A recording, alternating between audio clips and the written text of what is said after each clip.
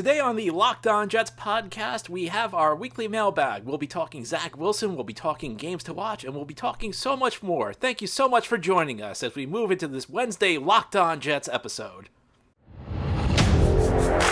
You are Locked On Jets, your daily New York Jets podcast.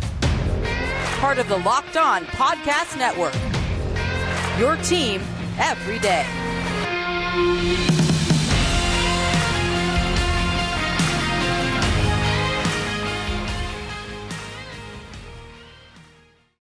Welcome, this is the Locked On Jets podcast, part of the Locked On Podcast Network, your team every day.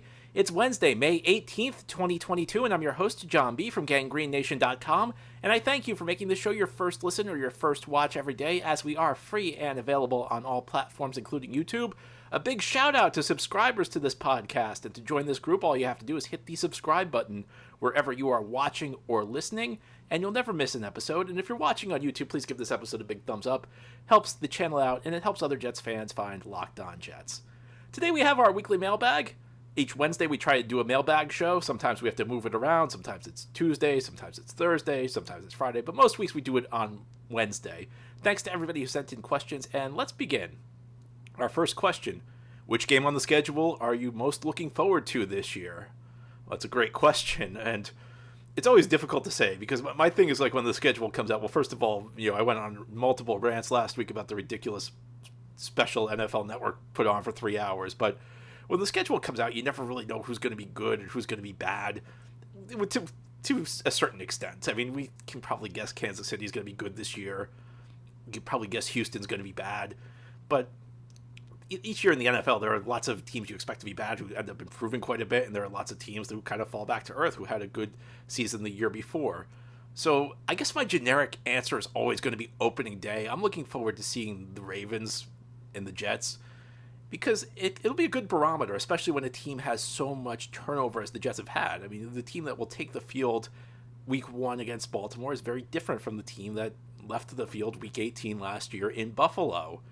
And I think it's especially going to be interesting because I want to see how Zach Wilson looks. I think we all know Zach Wilson needs to take a big step forward this season.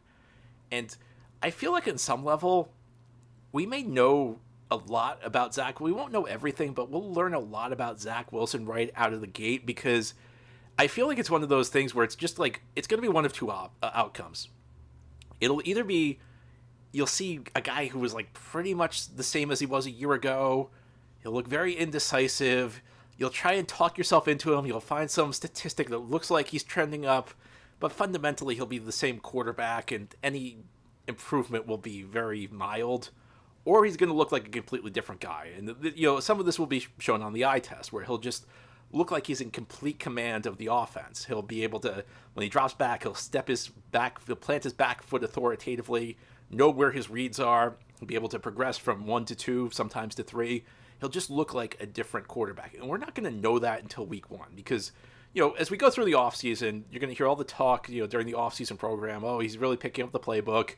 You'll get to training camp, because I've been through like 10 of these with Jets quarterbacks after year 1, whether it's year 2, year 3, year 4 with the young quarterback. It's always every year in training camp. He's a different guy this year, and he'll be telling you how he's in complete command of the offense. We've been through this so many times before. So it's like, what happens what's said in training camp and preseason doesn't really matter. And he's going to play pretty effectively during the preseason, because you face vanilla defenses. I mean, he was good in the preseason last year and kind of struggled during the regular season. So week 1's really our first opportunity to see what Zach has, the extent to which he's improved. And obviously week 1 doesn't mean everything. I mean, we've seen great performances. Mark Sanchez in 2012 had a big game against Buffalo and ended up really kind of falling apart that season. I mean, even Sam Darnold's rookie year, he played very well week 1 against Detroit. It's funny, everybody remembers the interception he threw on his first pass, which was an awful decision, but people forget Darnold bounced back and had a very strong game and a blowout win for the Jets that night. So week 1 doesn't mean everything, but I think we'll begin to get a sense of the extent to which Zach has improved. And, I'm just hoping a lot of it's going to come down to the eyeball test, because if he doesn't look like a completely different quarterback week 1, then I think it would be some cause for concern. And if he does look like a completely different quarterback, a guy who's much more in command of things, then the Jets could be on their way to a pretty decent season. Now, if you're talking about road trips, I think Lambeau Field, going to Green Bay would be the one I would want to go on because, it's such a historic venue at the Packers and, the Packers fans, you'd be around them.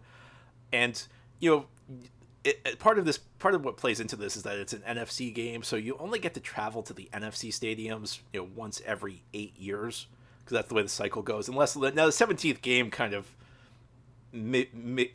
changes that a little bit because the Jets are going back to Seattle for the second time in 3 years, and that's because Seattle is the 17th game this year. But in the normal cycle, you only play at an NFC road venue once every 8 years because you play each division once every 4 years, but one of those games is home, so the next one's on the road. So, you won't get the chance to see the Jets play in Lambeau Field unless the Packers are the 17th game for, another 8 years. So, and it's such a great venue. I've always wanted to go there. So, I think that would be my choice as far as game I'd be most excited to travel on the road for, although, New Year's in Miami also would be pretty good. Get out of the heat. I think that's another thing. If you're a Jets fan who likes to travel, you probably were very happy to see that. I was happy to see Miami not be in September, where the heat and humidity were going to be a factor. If you're a Jets fan who likes to travel, you could probably do worse than January in Miami. Our next question. I hope this is not the case, but if Zach Wilson does not make a significant leap in 2022, with the Jets seemingly in win-now mode in 2023, and with young ascending talent everywhere on the roster, do you think they will make a move for the Russell Wilson or Matthew Stafford veteran type who is a proven player and can propel the Jets forward? So essentially the question is, if Zach Wilson plays poorly this year, do the Jets make a trade for a veteran quarterback next offseason? I think there's a should they answer, and I think there's a will they answer. Now, of course, we don't want this to happen, and the question explicitly says we don't want it to happen. Should they? I think so. Will they? Almost certainly not. I think no matter what happens this year, I would say it's like a 99.9% chance Zach Wilson is starting for the Jets in 2023. That's just the way it's done in the NFL. And that's just the way it's done. It's not a very good reason for it, but that's how it works. I don't think that's I don't think it should be done that way. It's not a good answer for should teams do it this way, but when you draft a quarterback second overall, teams are very hesitant to give up on them early. And I think a lot of that is kind of the sunk cost fallacy. I mean, you've invested that early pick on the quarterback no matter how he turns out. But if we don't see a tangible step forward for Zach Wilson this year, I think they should move on. But will they? No.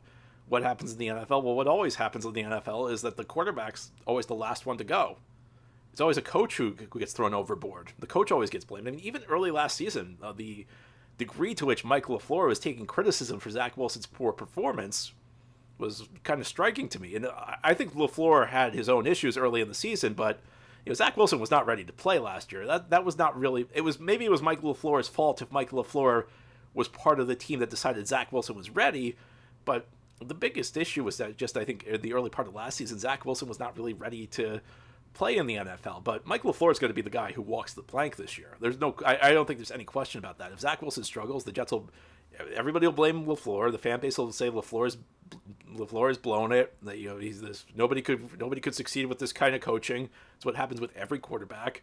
You'll bring in a new offensive coordinator. It's especially easier to do this when you have a head coach from the defensive side of the ball, because then you're not then you're not completely pulling the plug on an era. A couple of years ago, after Adam Gase's first season with the Jets, it was obvious the system was not working with Sam Darnold. And if the Jets had a defensive, a head coach with a defensive background, there's no question they would have changed offensive coordinators. But I think what saved Gase there was the fact he was the head coach. And essentially, if you fire the head coach in an attempt to change the offensive system, you're really hitting the reset button. And this was funny because back when the Jets hired Gase, like the whole theory behind this hire was that they needed a head coach from the offensive side of the ball, because if they were successful and they had a defensive head coach, the offensive coordinator would end up getting a head coaching job with some other team, and you'd lose the offensive coordinator. Of course, nobody ever thought of the flip side of this. If it doesn't work, then it becomes harder to make a change.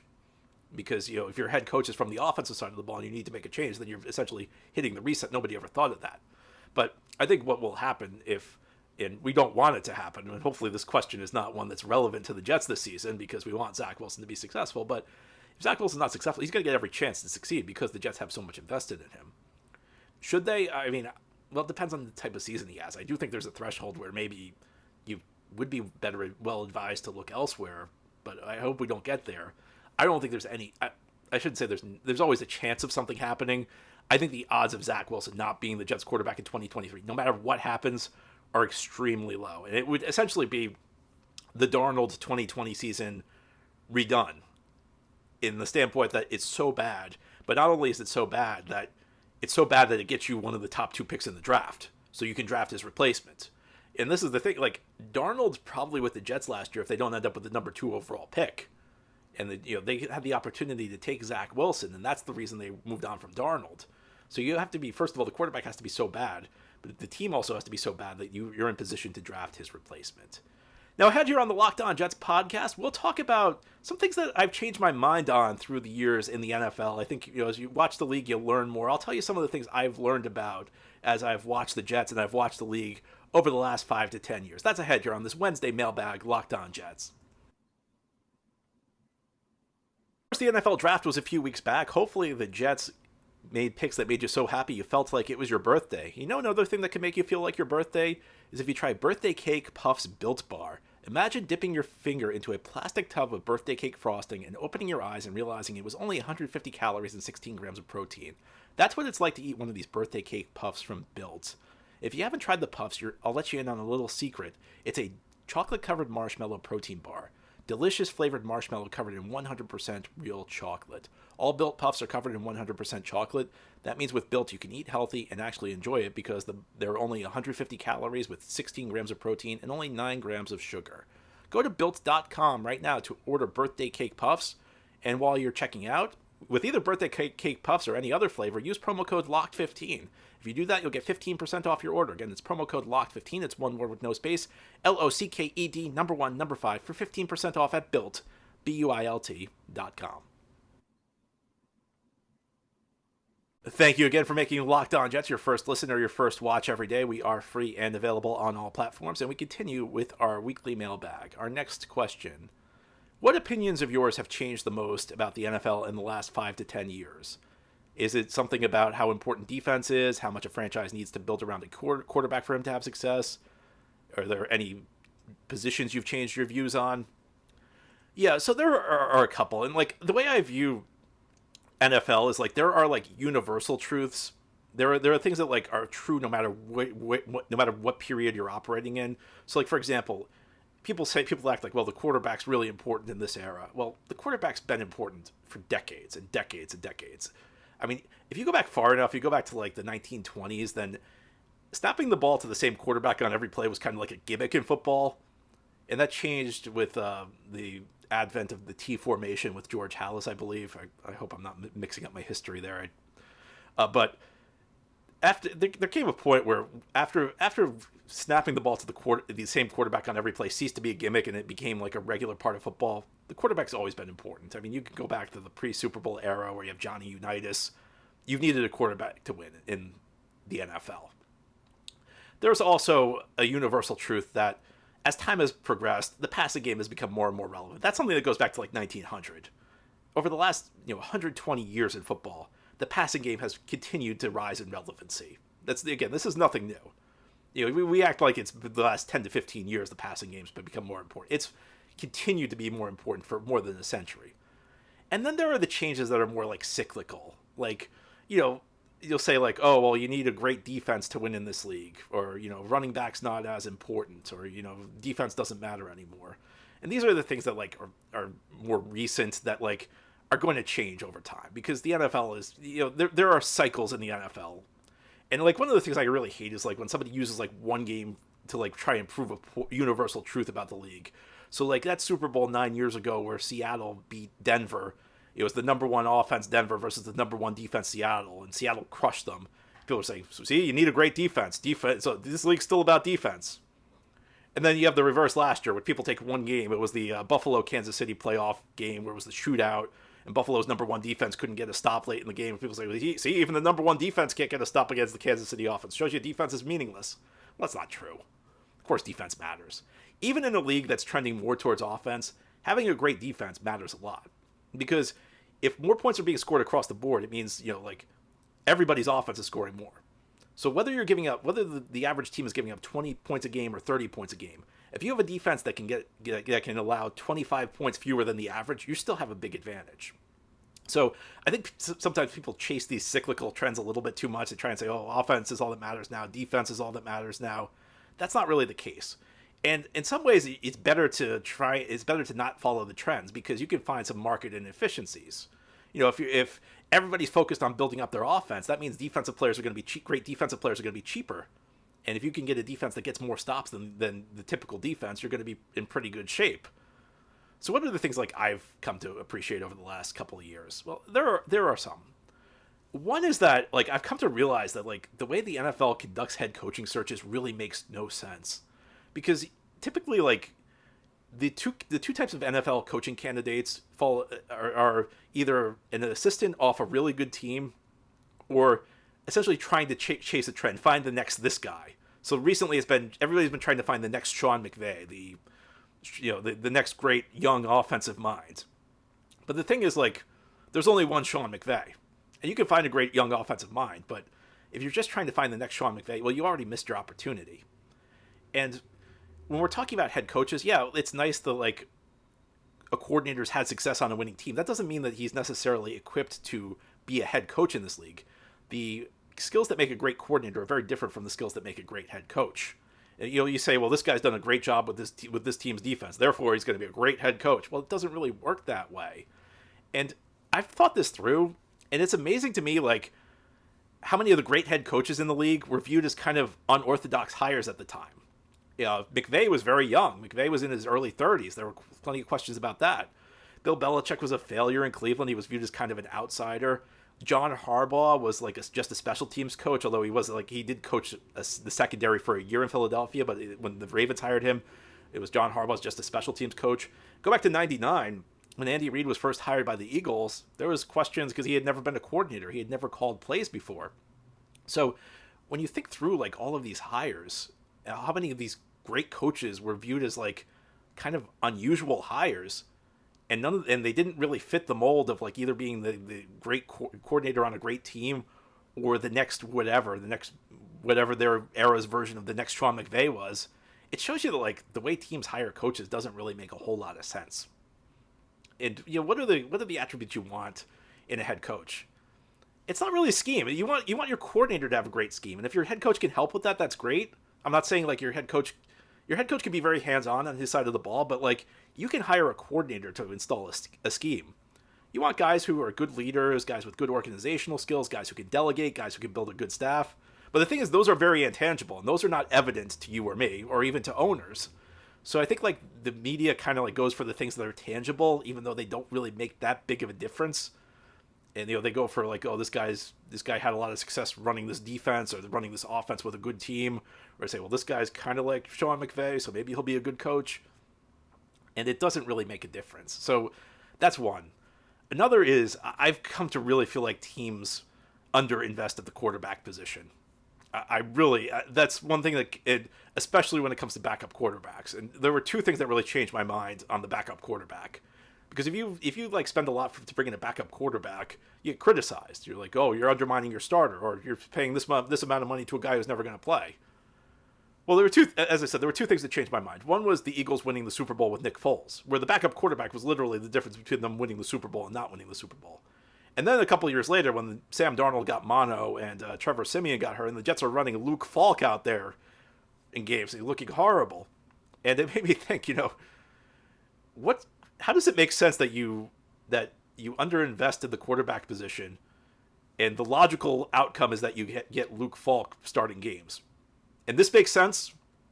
And it took me back. I did some research, and the Hall of Fame general manager Ron Wolf, who was famous for constantly bringing in new quarterbacks, every year he'd try and draft a quarterback. I remember reading this experience he had that led him to that solution, which was this game where like his starting quarterback and his backup quarterback got hurt, and his team lost this game because of it. And he's like, well, we can never let this happen again. We got to make sure we have depth at the quarterback position. So he started drafting a quarterback every year.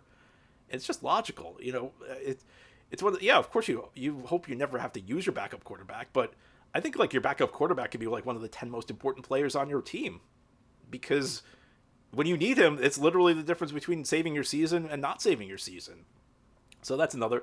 And a third thing would be, and this is also at the quarterback position, I think teams are way too, and I kind of alluded to this in the first segment, teams are way too hesitant to just cut the cord with quarterbacks who aren't producing, young quarterbacks who aren't producing early on. Because I've been thinking this through. I can think of so many examples of teams that held on to a quarterback for a year or two too long. I can't really think of many examples of a team that cut a quarterback and had to come back to hurt them. Maybe like Ryan Tannehill with Miami. Maybe Miami let go of Ryan Tannehill a little early, although that was in part due to injuries because he couldn't stay healthy as much as lack of performance. But I think teams are maybe a little too hesitant to just admit they made a mistake with a young quarterback. When the young quarterback's not producing early on, they should probably be quicker to move on than they are. So those are some things that I've changed my mind on. Now, ahead here on the Locked On Jets podcast, we will close out our weekly mailbag. I'll give you my thoughts on where the Jets should be relative to the rest of the league in 2022. That's ahead here as we close out this Wednesday show. It may be the offseason, but BetOnline continues to be the number one source for your betting needs and sports info. We are still a few months away from the official kickoff of the 2022 NFL season, but you can bet on NFL futures if you think the Jets have had a great offseason. I think Joe Douglas has done a great job through free agency and the draft. Put some money down. The Jets have pretty good odds right now, so if you think a big season awaits, you can make some good money at BetOnline. But they also have the latest odds, news, and sports developments. They have this year's basketball playoffs, Major League Baseball scores, fights, and of course the Stanley Cup playoffs for you Rangers fans as you prepare for round 2 against the Carolina Hurricanes, not the Carolina Panthers. BetOnline is your continued source for all of your sports wagering information, from live betting to playoffs to esports and more. Head to the website today or use your mobile device to learn more about the trends in action. BetOnline, where the game starts. This is the Locked On Jets podcast. On this Mailbag Wednesday, we continue. ESPN's Football Power Index has the Jets rated 31st in the league, only in front of the Bears. I don't see this team being so weak, and depending on Zach Wilson's progress, I could see us surprising a lot of people. Where do you rank the Jets on the John B. Football Power Index? Well, I'm going to give you a lame answer because I'm not going to go through like 32 teams. So I think the ESPN Football Power Index has like some statistical component within it, and I think like part of what's dragging the Jets down probably is Zach Wilson's statistics his rookie year. That would be, from what I know about it, that's what I would guess. I ignored like these preseason prognostications though, because a lot of them are not statistical based. A lot of them are purely subjective. And essentially, nobody really makes any bold predictions in those. They essentially like kind of reshuffle last year's standings. They may move this team up one spot, this team up 2. And then there's like the team with a lot of buzz that made all the splashy moves in free agency and trades. Maybe there's 1 or 2 teams that actually sees a lot of big movement, and they're the team that like generated a ton of buzz during the offseason. So these things are not really worth a whole lot. Where are the Jets? Well, I'd say they need to be, I don't know where they are, but I think where they need to be is they need to be, maybe not in the top half of the league, but like close to the middle point. Here's the thing, like this is season 3 for Joe Douglas. It's season 2 for Robert Saleh. It's season 2 of this rebuild the Jets are embarking upon. So there needs to be progress. I mean, I don't think they can win 4 again and have this. I mean, I think they got to get into the 7, maybe 6, but like this got to be a 7-win team this year. Because I think, if this is not a 7-win team, then are we really heading in the right direction? It's great to say be patient. And I agree with patience if we're talking, as far as patient goes, if we're talking about like, they don't need to be a Super Bowl team this year, but there need to be standards. So I think this is a team that's got to get to 7 wins, because if Zach Wilson's growing, that should be a couple extra wins right there. If you imported good young talents, if these rookies are as good as they're supposed to be, I'm always hesitant about asking too much out of rookies, but I think it's reasonable to ask for something out of this rookie class with 4 of the top 36 picks.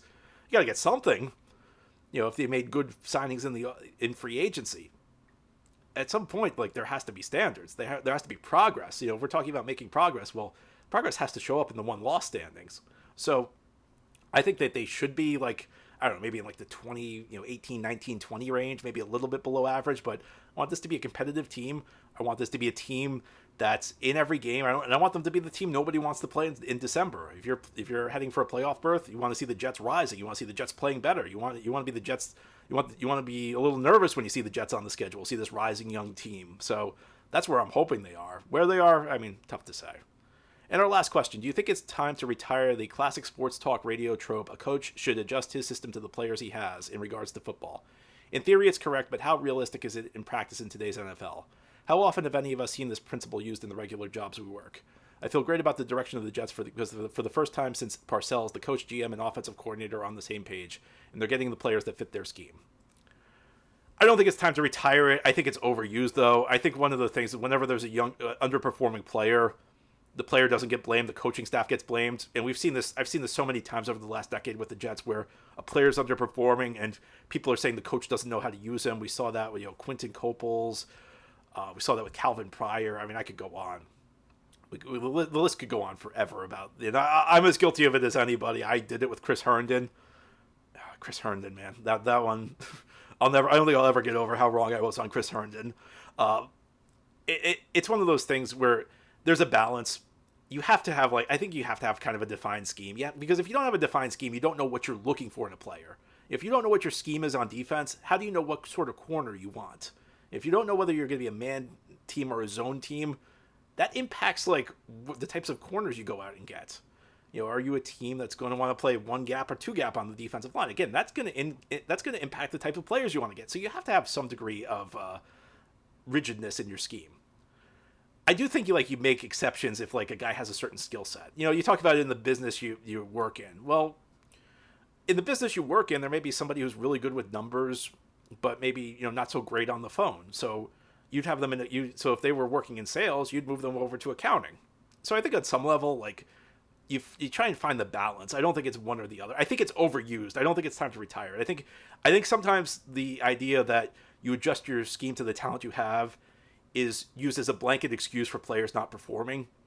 But I do think there's something to it. I think that one of the things Bill Belichick's been really good at through the years is finding out what a guy's good at and putting him in a position to take advantage of those skills and not putting him in a position where he has to use skills that he doesn't have. So there's always a balance there. It's not really one or the other. I think you have to kind of find the happy medium. Anyway, that's all for today's episode. This has been the Locked On Jets podcast, part of the Locked On Podcast Network. As always, if you enjoy the show, subscribe to it. Leave the show a 5-star review if you're listening on a podcast source. Big thumbs up if you're watching on YouTube. Have a great Wednesday, everybody. We'll be back tomorrow to talk more Jets.